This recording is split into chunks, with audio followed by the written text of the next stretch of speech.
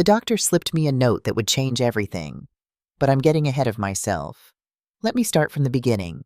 My name is Keisha Washington, and I'm 70 years old. For 43 years, I thought I knew exactly who my family was. I was wrong. That Tuesday morning started like any other. I woke up at 6, made myself a cup of black coffee, no sugar, just the way I've had it for 50 years, and got ready for my doctor's appointment.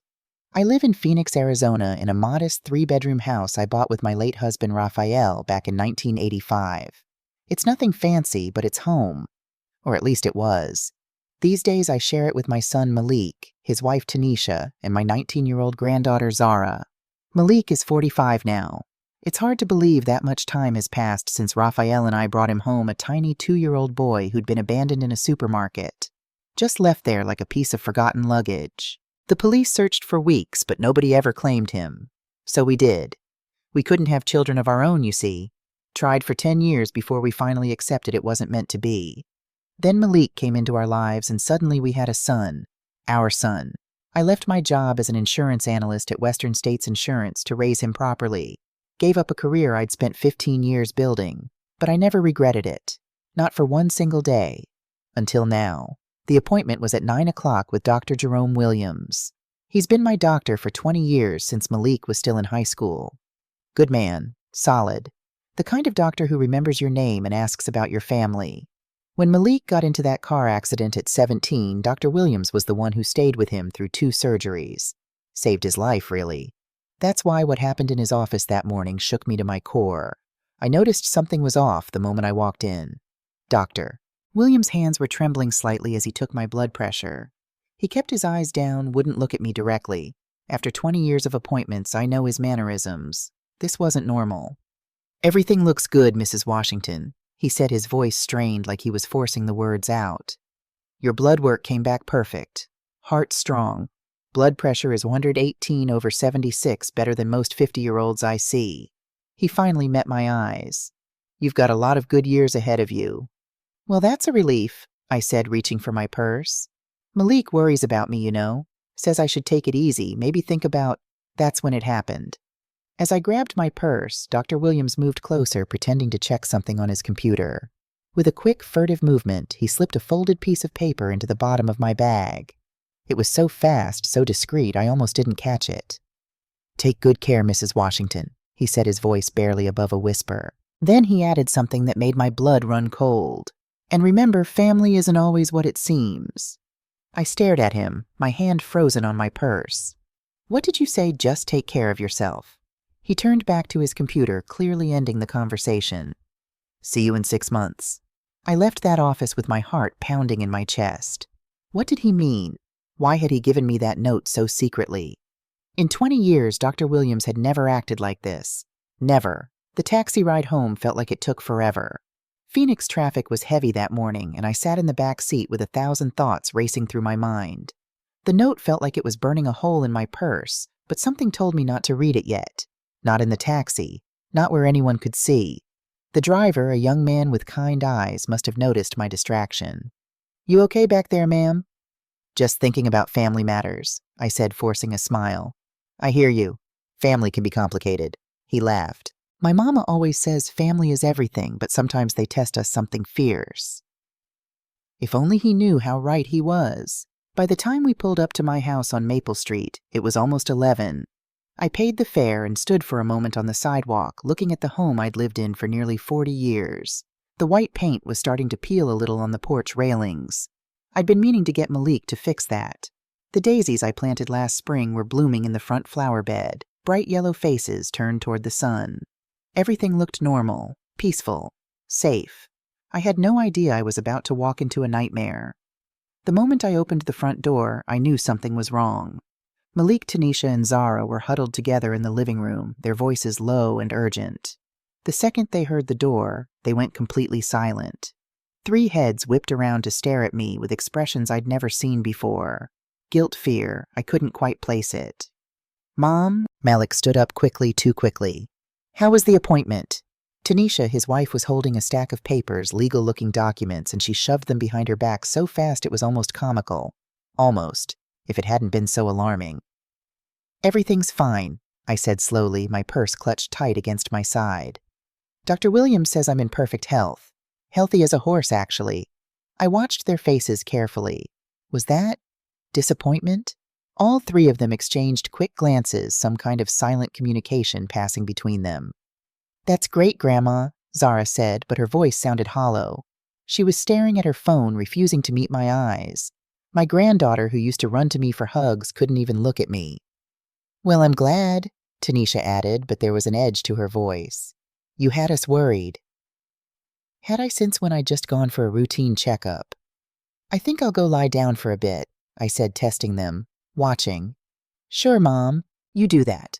Malik's smile didn't reach his eyes. Tanisha's making your favorite for dinner. Fried chicken. Tanisha never made my favorite anything. She barely cooked at all. As I climbed the stairs to my bedroom, I noticed something else. My bedroom door was slightly ajar. I always close it. Always. And there was a faint smell in the air, cigarette smoke. Nobody in this house smokes. Nobody. My hands were shaking as I closed and locked my bedroom door behind me.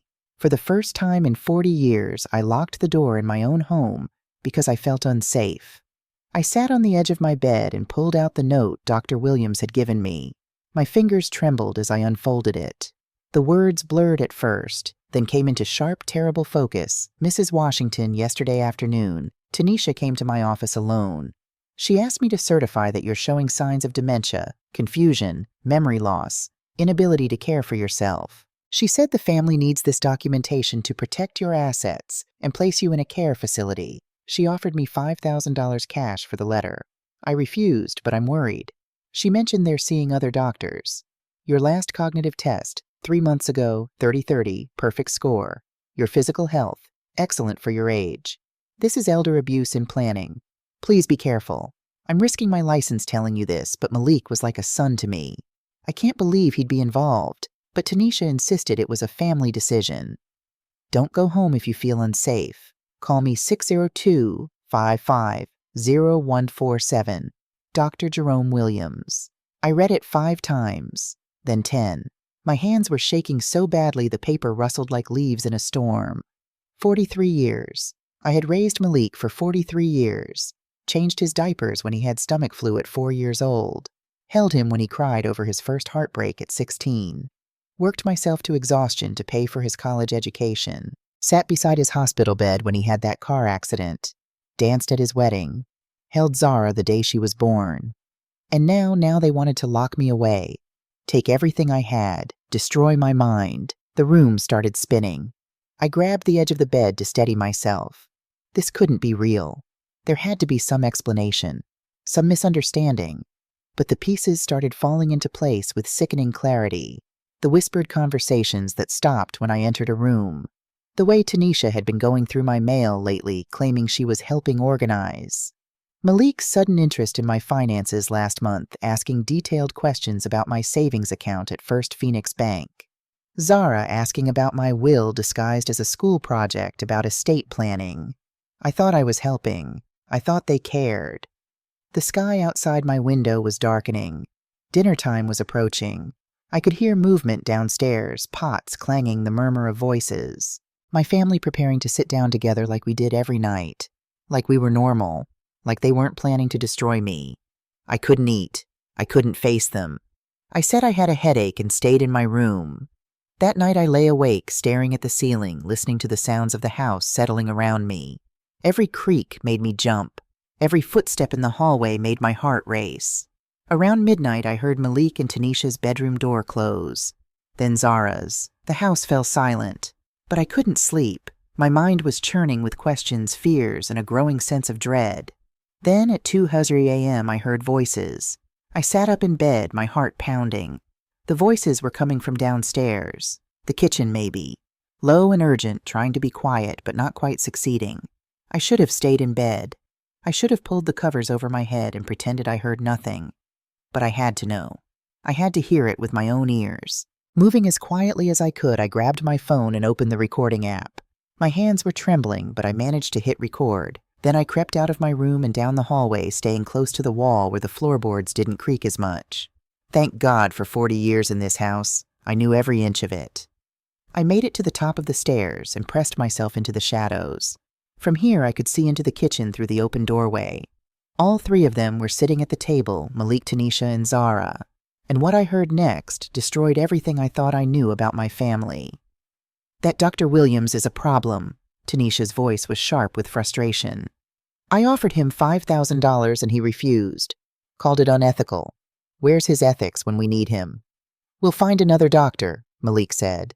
My son, my baby boy. There are always doctors who need money. We don't have time, Malik. Tanisha slammed her hand on the table. The loan sharks are threatening us. You owe them $87,000. They gave us until the end of the month or they'll break your legs. $87,000. I gripped the banister so hard my knuckles went white. I know, Malik's voice cracked. You think I don't know? They call me every day. Both of you quiet down. That was Zara, my sweet granddaughter. She might hear. Good, Tanisha hissed. Maybe she should hear. I'm tired of pretending. I'm 42 years old and we're living with your mother because you gambled away our house. I had a system, Malik said defensively. It should have worked. Your system lost us everything, Zara cut in. Now we're depending on Grandma's $180,000 in savings and this house worth $450,000. $180,000. They had no idea. No idea about the accounts Raphael and I had set up offshore, the properties we'd purchased as investments. They thought that local savings account was all I had. The fools. Here's the real plan, Tanisha continued, her voice cold and calculated. Tomorrow, Malik goes to Dr. Samuel Pierce. He's known for flexible ethics. We need documentation saying she has dementia. There was a long pause. Then Malik spoke, and his voice was so quiet I almost didn't hear him. Mom raised me. Maybe there's another way. Another way, Tanisha cut him off. She's 70. How much longer do you think she'll live? 10 years, 15. We'll be 60 by then. Your daughter needs college money now, not when we're in retirement. Mom's right, Dad. Zara, my granddaughter who I'd rocked to sleep 1,000 times, who I'd taught to bake cookies and braid her hair. Besides, nursing homes aren't that bad. She'll be with people her age. It's actually better for her. The casual cruelty in her voice made me press my fist against my mouth to keep from crying out. Okay, Malik said finally. Tomorrow I'll see Dr. Pierce. How much do we need to pay him? He wants $10,000, but once we have the papers, we can declare her incompetent. Then we get power of attorney, sell the house, move her savings to our account, and put her in Sunset Valley Nursing Home. What if she fights it? Malik asked. Tanisha laughed. Actually laughed. She won't. Not if we do this right. We tell her Dr. Pierce diagnosed early-stage dementia. She'll believe it. Old people always believe they're losing their minds. Then we gaslight her. What's gaslighting? Zara asked. We move her things. Tell her she forgot conversations. Switch her medications around. Tanisha's voice was matter-of-fact, like she was describing a recipe. In 2 weeks, she'll genuinely start doubting herself. Then any doctor will certify she needs care. My legs nearly gave out. I had to lean against the wall to stay upright. You're sure about this? Malik asked. Malik, she chose to adopt you. She chose to give up her career. That was her choice. Now we're making ours. It's survival. Plus, Zara added brightly, she'll never know we're behind it. We'll visit her every week at the nursing home, bring flowers, act like the loving family. To everyone else, we're heroes taking care of our sick mother. I heard the clink of glasses. To freedom, Tanisha said, and to finally having the life we deserve. They laughed. All three of them laughed together while I stood in the darkness recording every word, feeling my heart shatter into a million pieces. I don't know how I made it back to my room. My legs moved on autopilot, my body numb with shock. I closed my door as quietly as I could and sank onto my bed. For the first time in 10 years since Raphael died, I cried. Really cried. The kind of crying that comes from somewhere deep in your soul where you keep the things that hurt too much to look at. I cried for the little boy I'd brought home 43 years ago, the one who'd clung to me and called me Mama. I cried for every sacrifice I'd made, every dream I'd given up, every dollar I'd spent to give him a better life. I cried for the daughter-in-law I'd welcomed into my home, the granddaughter I'd helped raise. But most of all, I cried because I'd been so blind, so stupid, so trusting. Around 3 a.m, I stopped crying. Something inside me had changed, hardened. The woman who'd sobbed into her pillow was gone. In her place was someone new, someone who'd been pushed too far. I opened my laptop and started researching. Elder Abuse Laws, Arizona. How to Prove Financial Exploitation. Rights of Seniors. I filled page after page of a notebook with information, with plans. At 4 o'clock, I called the number on Dr. Williams' note and left him a voicemail. Dr. Williams, this is Keisha Washington. I need your help. Please call me back as soon as you get this. And thank you. Thank you for warning me. Then I did something I hadn't done in years. I logged into the offshore accounts Raphael had set up during his years at Western States Insurance. The ones nobody knew about except my old friend Shanice Harper, who'd helped us manage them. Balance $2.1 million, plus 3 rental properties in Nevada worth at least another $1.5 million. They thought I had $180,000 and a house. They had no idea what I was really worth.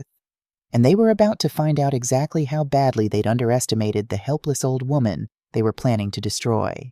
I spent the rest of the night making a list, a very detailed list.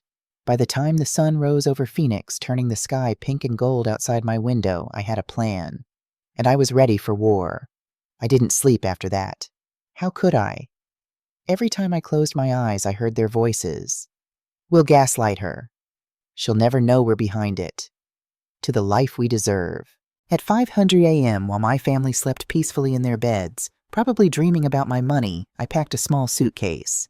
Just the essentials. A few changes of clothes, my medications, my important documents, and the little leather notebook where I'd written down all my account information years ago. I also took the family photo album from 1982, the year we brought Malik home. I don't know why.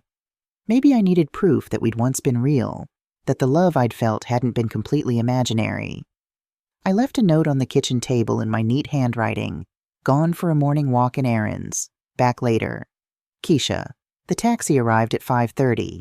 The same driver from yesterday looked surprised to see me so early, but he didn't ask questions. Good man. First Phoenix Bank, please, I said, settling into the back seat. The main branch on Central Avenue.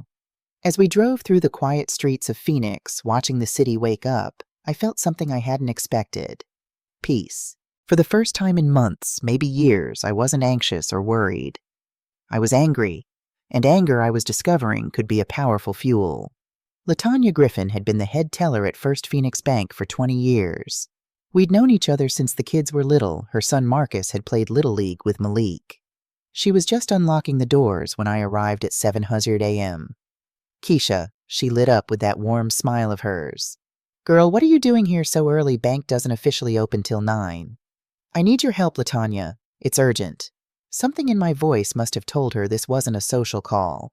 Her smile faded, replaced by concern. She ushered me inside, locked the door behind us, and led me to her desk. What's wrong, honey? I need to withdraw $8,000 in cash, and I need to see my account statements for the last 6 months. All of them. LaTanya's eyebrows shot up. 8,000, Keisha. That's a lot to carry around. Are you sure?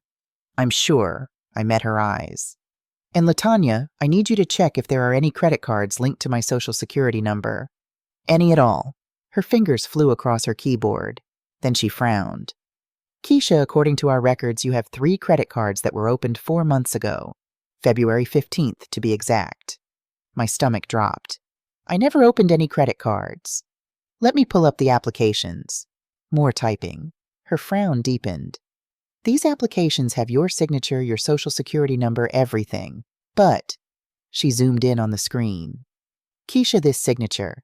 It looks like yours, but the pressure points are different. I took a forensic banking course last year, and this looks like forgery, I finished. Someone practiced my signature and forged it. LaTanya's face went pale. Who would, oh my God? Family. I nodded, unable to speak past the lump in my throat. How much, I managed to ask.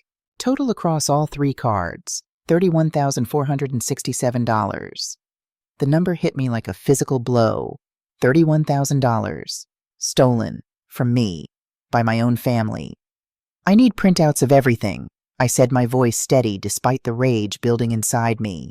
Every transaction, every statement, copies of the applications with the forged signatures. All of it. Keisha, this is identity theft. We need to call the police. No, not yet. I placed my hand over hers.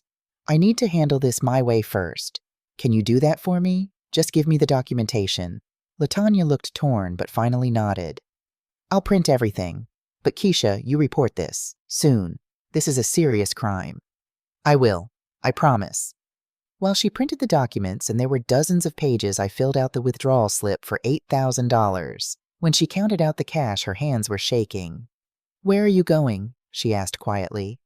Somewhere safe. Somewhere they can't find me. I stuffed the cash into my purse along with the thick envelope of bank statements.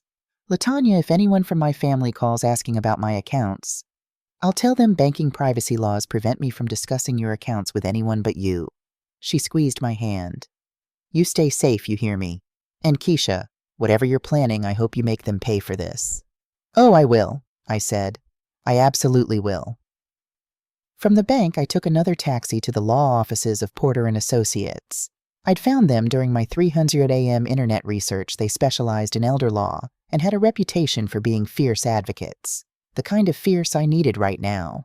The office was in a modern building downtown, all glass and steel. I felt small walking through those doors, clutching my purse with $8,000 cash and evidence of my family's betrayal. But the receptionist, a young woman with kind eyes, smiled warmly at me. Good morning. Do you have an appointment? No, but I need to see Attorney Porter. It's urgent. It's about elder abuse. Her expression changed immediately. Let me check if she's available. Please have a seat. I'd barely sat down when a woman emerged from the back offices. She was tall, maybe late 30s, with beautiful dark skin and hair pulled back in a sleek bun.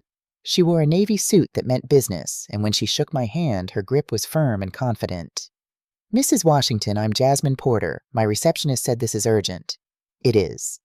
Come to my office. Would you like some coffee? Water? Just answers, I said.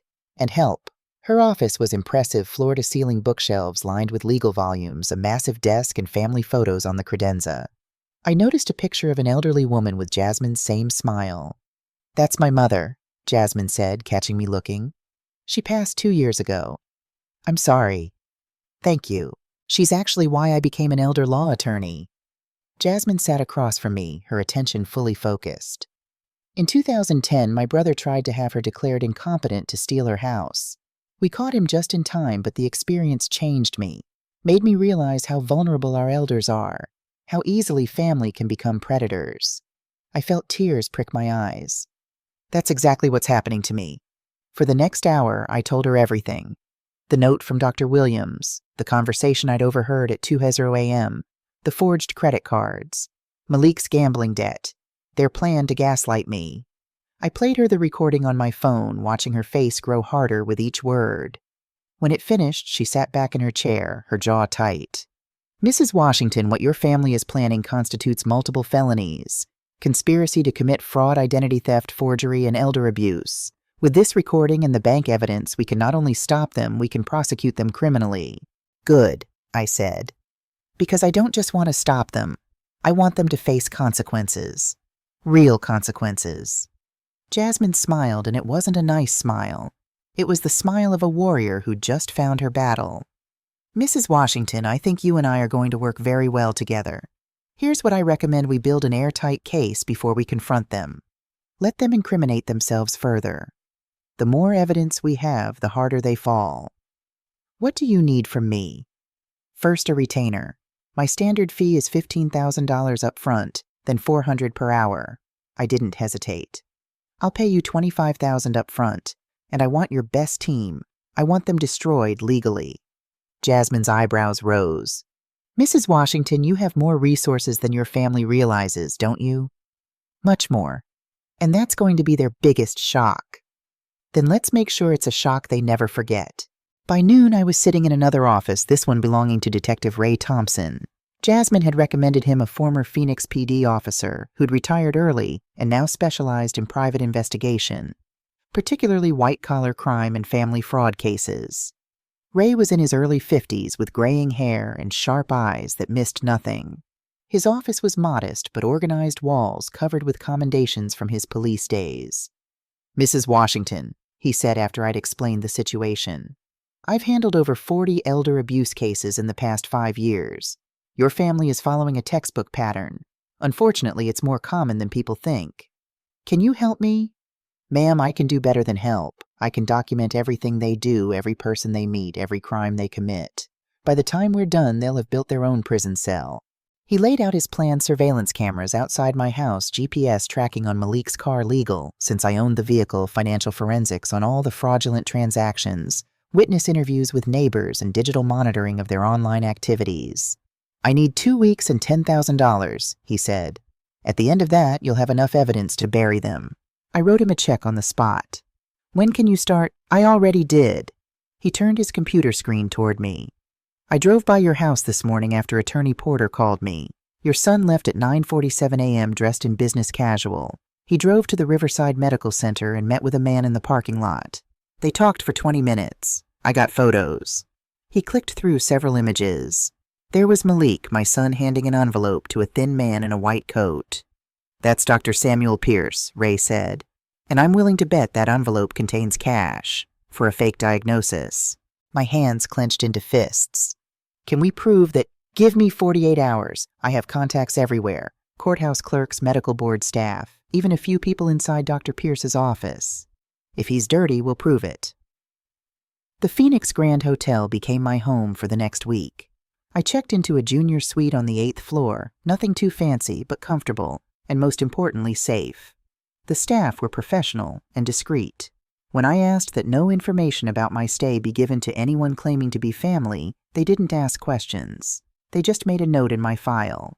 That first afternoon in the hotel room, I finally allowed myself to feel the weight of what I'd done. I'd left my home. I'd essentially declared war on my family. There was no going back from this. My phone started ringing at 3:00 p.m. Malik. I let it go to voicemail. He called again at 3:15, at 3:30, at 4:00. Finally, at 4:30, I answered. Mom, where are you? His voice was tight with panic. It's almost 5 o'clock. You've been gone all day. I kept my voice calm, neutral.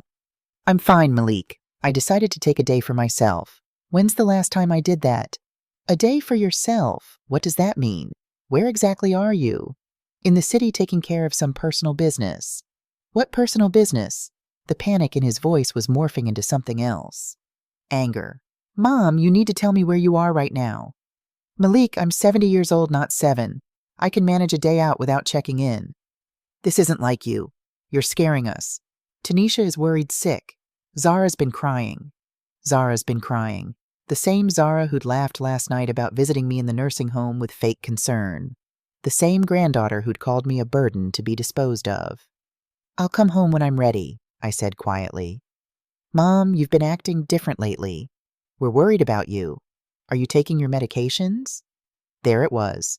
The first attempt to plant the seed that I was confused, forgetful, mentally declining.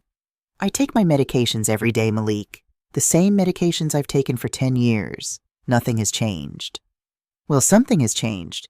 You're acting erratically, leaving without telling anyone. Erratically, I repeated.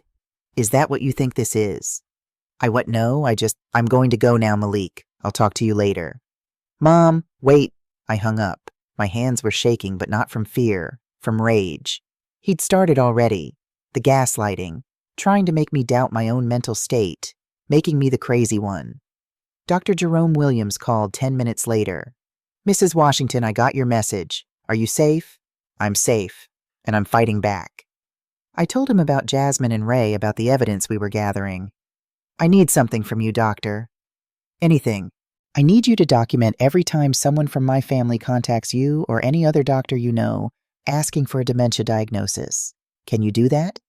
Absolutely. And Mrs. Washington, I made some calls this morning. Dr. Samuel Pierce at Riverside Medical, he's known in certain circles as someone who'll write whatever diagnosis you pay for. If your family approaches him, they already have. My investigator photographed them this morning. Dr. Williams exhaled sharply. Keisha, I've known Malik since he was a boy. I can't believe... He stopped. Actually, I can believe it. People do terrible things when they're desperate. Just promise me you'll be careful. I promise. And doctor, thank you. You saved my life with that note. You're saving your own life, he said. I just gave you a heads up. Over the next 3 days, Ray Thompson worked magic.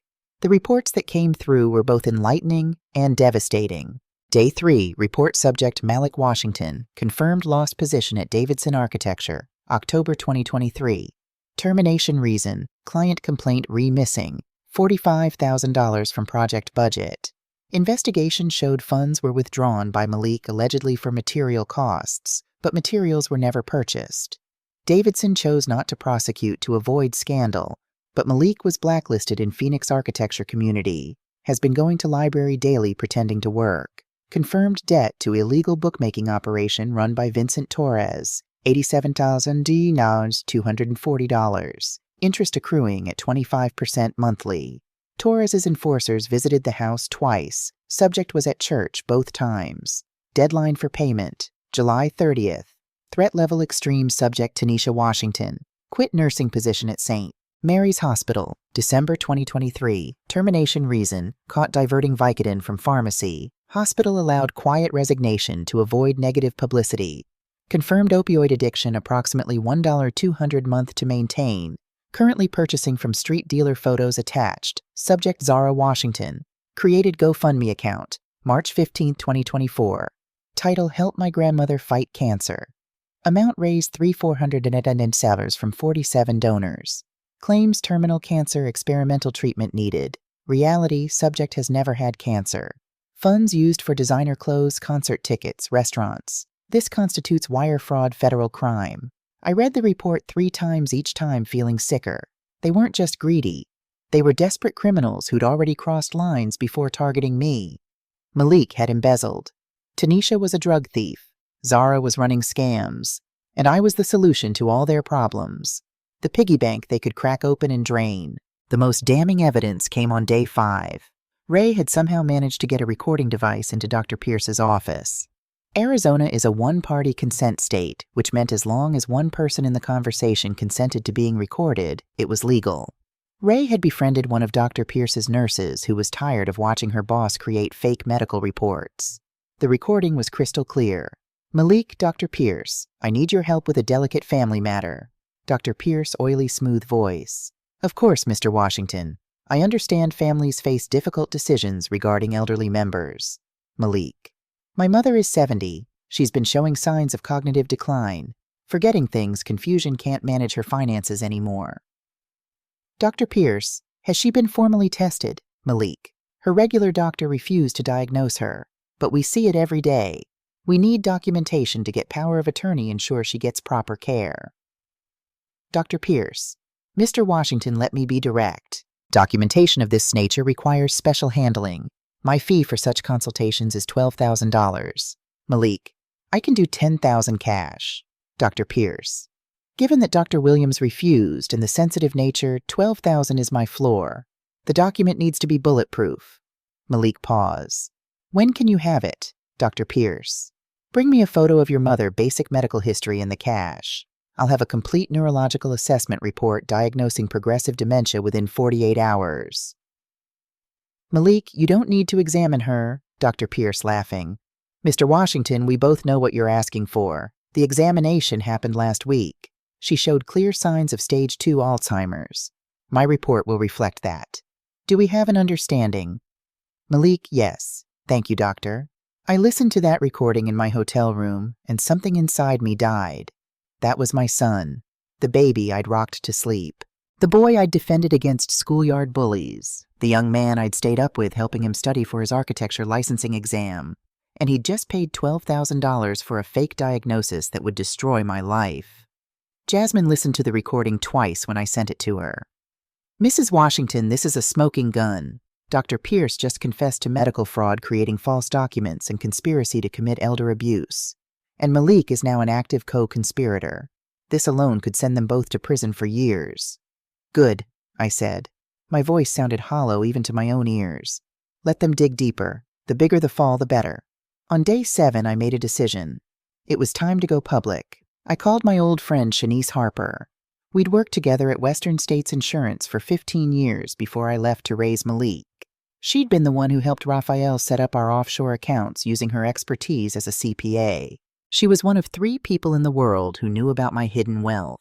We met at a quiet coffee shop in Scottsdale, far from my old neighborhood. Keisha, she hugged me tight. Girl, I haven't seen you in 5 years. What's going on? When I told her everything, she cried. Actually cried sitting in that coffee shop with tears streaming down her face.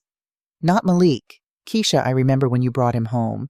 He was so small, so scared. You loved him so much. I did love him, I said.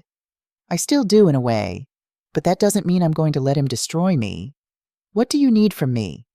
I'm going public with this story, and I need someone to vouch for my mental state, my financial literacy. You worked with me for 15 years. You know I managed complex portfolios, caught fraud cases nobody else saw. Keisha Washington was the sharpest analyst at Western States, Shanice said firmly. I'll testify anywhere you need me. What else? Help me contact Channel 12 News. I want to tell my story. Shanice pulled out her phone. My cousin Angela Morrison is an investigative reporter there. Let me call her right now. That evening, Angela Morrison came to my hotel room with a camera crew. She was a striking woman in her mid-40s with intelligent eyes and a no-nonsense demeanor. Mrs. Washington, my cousin Shanice told me what's happening. If you're comfortable, I'd like to interview you for the 11 o'clock news. I'm comfortable, I said.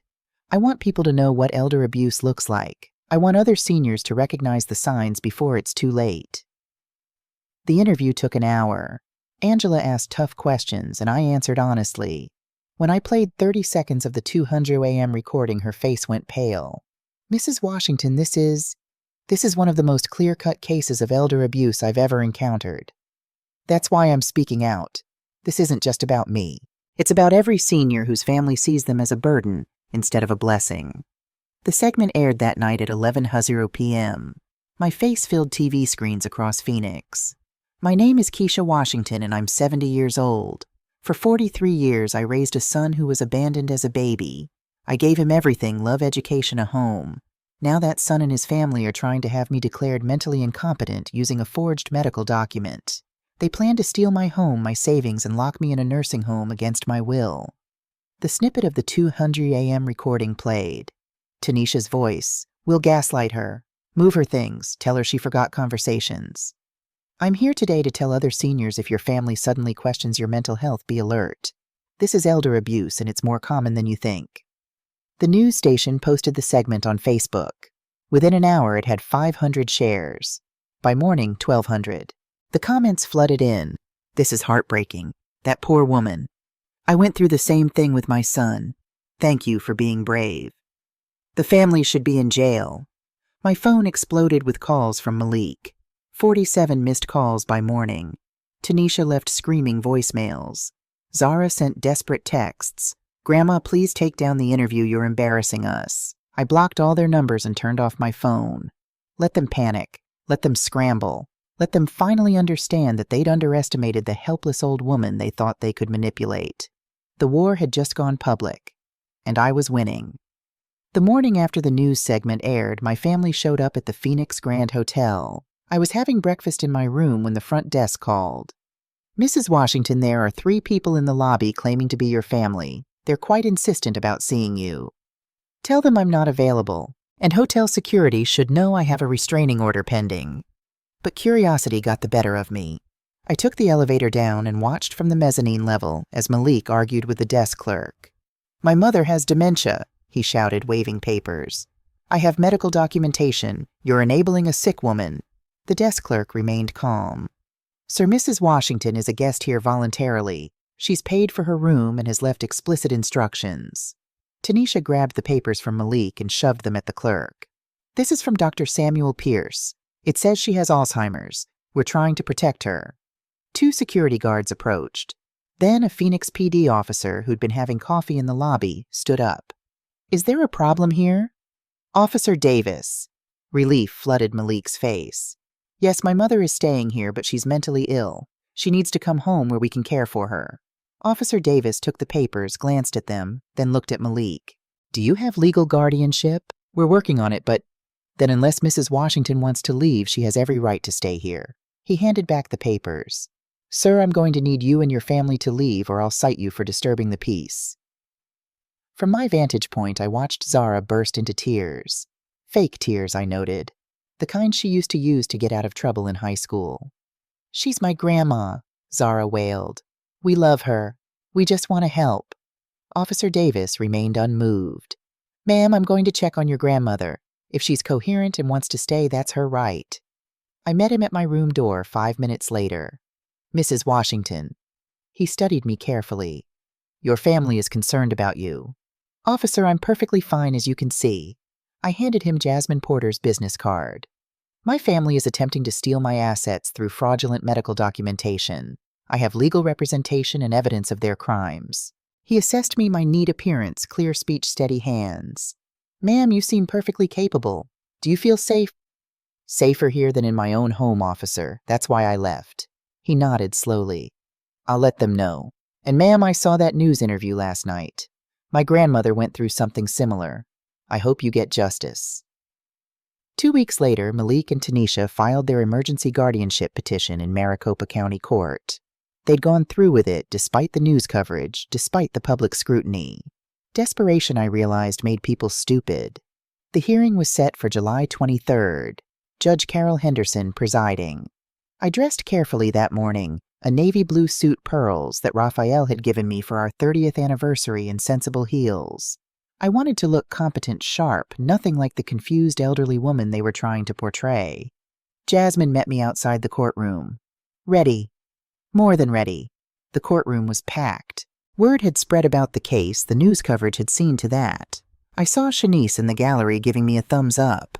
Several other elderly people I didn't know had come to watch solidarity in their eyes. Malik and Tanisha sat at the defendant's table with their attorney, a nervous-looking man named Robert Chen. Zara sat behind them, staring at her phone, refusing to look at me. Judge Henderson entered a black woman in her 60s with steel-gray hair and sharp eyes that missed nothing. This is a petition for emergency guardianship, she began. Mr. Chen, you may present your case. Chen stood. Your Honor, Mrs. Keisha Washington is suffering from progressive Alzheimer's disease. She's abandoned her home, is squandering money, and has become paranoid about her own family. We seek emergency guardianship to protect her welfare and assets. He presented Dr. Pierce's fake report with a flourish. Judge Henderson read it, her expression unreadable. This is a serious diagnosis. Mrs. Washington, do you have representation? Yes, Your Honor. Jasmine stood. Attorney Jasmine Porter, and Your Honor, this petition isn't just unfounded, it's criminal. We're prepared to prove that Mrs. Washington is in perfect mental health, that the medical report is completely fabricated, and that the petitioners are engaged in elder abuse and fraud. The judge's eyebrows rose. Strong accusations, Counselor. We have extensive evidence, Your Honor. What followed was the most satisfying hour of my life. Jasmine systematically destroyed their case. She presented Dr. Williams' testimony, my perfect cognitive scores, my excellent health. She played the recording of Malik paying Dr. Pierce for the fake diagnosis. The courtroom gasped. Chen's face went white. Then came the full 10-minute recording from that night in my kitchen. As my family's voices filled the courtroom, planning to gaslight me, to drive me insane, to steal everything, I watched Malik sink lower in his seat. Tanisha stared at the table. Zara actually got up and tried to leave, but the bailiff stopped her. We move her things, tell her she forgot conversations, switch her medications around. Judge Henderson's expression grew harder with each word. Finally, Jasmine presented the bank records, the forged signatures, the $31,000 in fraudulent credit card debt. She showed the GoFundMe page where Zara had claimed I was dying of cancer. Your Honor, Jasmine concluded, this isn't a loving family trying to help. This is a criminal conspiracy to commit elder abuse, fraud, and theft. Judge Henderson looked at Malik, Tanisha, and Zara with undisguised disgust. Mr. Chen, did you know this medical report was fraudulent? Chen stood shakily. No, Your Honor. I was told it was legitimate. I need to withdraw from this case. Motion granted. You're dismissed. The judge turned to my family. As for you three, this guardianship petition is denied. Furthermore, I'm referring this case to the district attorney for criminal prosecution. She banged her gavel. The sound echoed like thunder. You are barred from contacting Mrs. Washington. Restraining order effective immediately. If you violate it, you will be arrested. Now get out of my courtroom. Malik tried to catch my eye as they left, his face pleading. I looked right through him. He was a stranger wearing my son's face. The criminal trial took 6 months. The district attorney charged all 3 of them plus Dr. Pierce. Zara, terrified of federal wire fraud charges for the GoFundMe scam, agreed to testify against her parents in exchange for probation. On a cold February morning, the jury came back after just 4 hours of deliberation. On all counts, we find the defendants guilty. Malik got 12 years. Tanisha got 10. Dr. Pierce got 15 and lost his medical license forever. Zara got 3 years probation and a criminal record. I sat in that courtroom and felt nothing. Not joy, not satisfaction, just a profound sadness for what we'd all lost. A year has passed since that day. I'm 72 now, living in a smaller house in Scottsdale. I have a garden where I grow tomatoes and roses. I volunteer at the Arizona Elder Advocates, helping other seniors recognize the signs of abuse. Some days are hard. I still have nightmares. I still cry when I find old photos. But I also have peace. Last week, Zara came to my door. She's working at a senior center now, studying social work. She asked if someday maybe I could forgive her. I told her I wasn't ready. Maybe I never would be. But I thanked her for asking. That evening, I sat in my garden as the sun set over Phoenix, turning the sky pink and gold. My phone rang Shanice, inviting me to book club. Wouldn't miss it, I said. I survived. I fought back. And I won. Not because I got revenge, but because I refused to be erased. I refused to let them steal my dignity, my sanity, or my last years on this earth. To any senior reading this, you are not helpless. You are not a burden. And you deserve to live your life in peace. Fight back. You're stronger than you know.